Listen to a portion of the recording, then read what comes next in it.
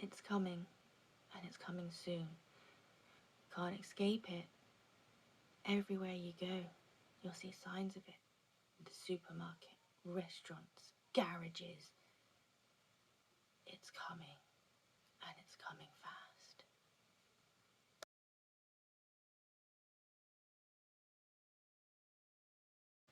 Hi dudes and girls and dudettes and everyone, broskies, all that jazzy jazz. How's everyone doing? I'm Tanya from Tanya Talks. Some would say a lot.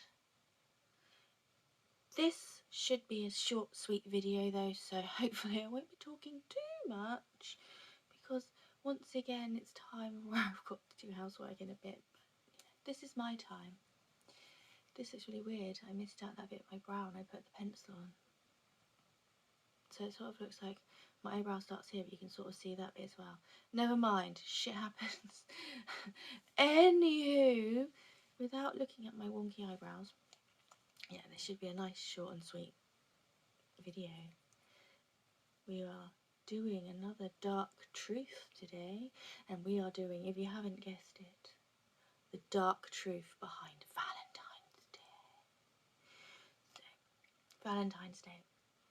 That day where a lot of couples, usually publicly, declare their undying love for each other in very sweet and sometimes sickening ways, where everyone usually puts on Facebook, I had so many roses and chocolates and blah blah blah. And their love is, yeah, shown to each other with said chocolates, flowers and cuddly toys. But behind this sickeningly saccharine holiday, which I don't actually mind, but some people I know really don't like it, there is a dark story. Let us go back through the ages. We're in ancient Rome. Now in ancient Rome, on the 13th to the 15th of February, they celebrated the festival of Lupercalia. I hope I pronounced that right, but we know my pronunciations are like with some of these words. Anyway, the men would sacrifice goats and dogs, and then they would whip young women with hides from said slaughtered animals. The women let them do this because it was believed to increase their fertility. Yeah, so they were more fertile and all that jazz. And also why this is going on, they have like a matchmaking lottery. So the guys would pull the lady's name out of a jar and all that jazz, and then they what do they do?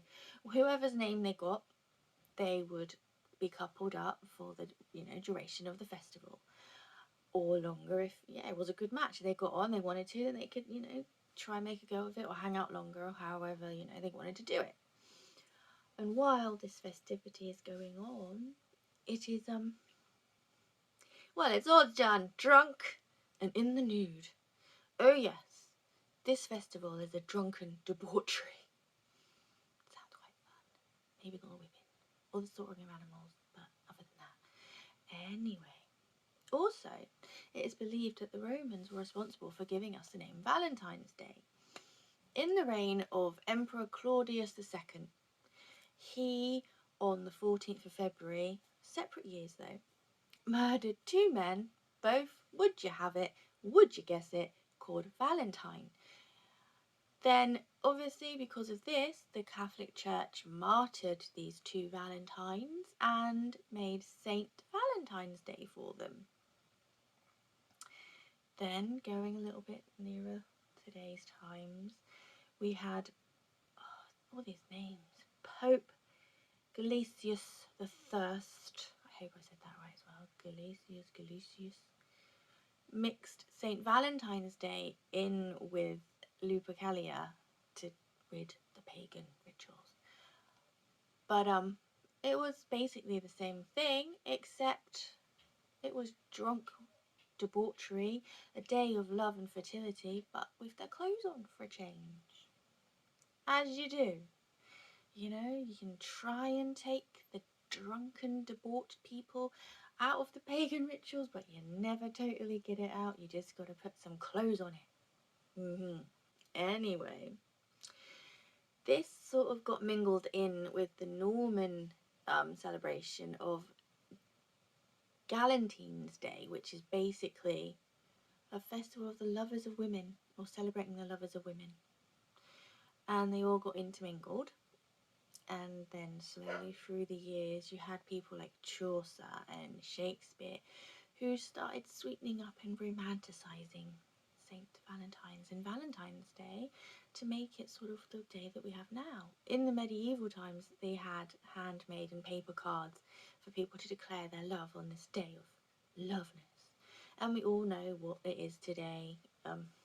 I would say a multi-billion thing with chocolates and wines and flowers and teddy bears, all made for Valentine's Day. But that day really came from drunken, debauched whippings, fertility and matchmaking, toppled with the murder of 2 men called Valentine on the 14th of February back in the Roman era. So for those of you that really don't like Valentine's Day and it sickens you, or you just don't feel the need for it, I hope this tale of how it really came about brings a tear of happiness to your face and a little warmth in your heart when you think Sillybug is celebrating this, when it's really celebrating the murder of 2 men and the debauchness of a pagan ritual. Anyway, I told you it'd be short and sweet. But there you have it, the dark truth behind Valentine's Day. I hope you enjoyed it. If you did, thumbs up, subscribe, hit the ding-a-ling. A lot of people that watch aren't subscribed, so please subscribe and watch. It helps me out a lot. Be good, be careful, be safe. Take time out for yourself. Pamper yourselves if you can. Look out the window, just drink a nice beverage. Look after yourselves.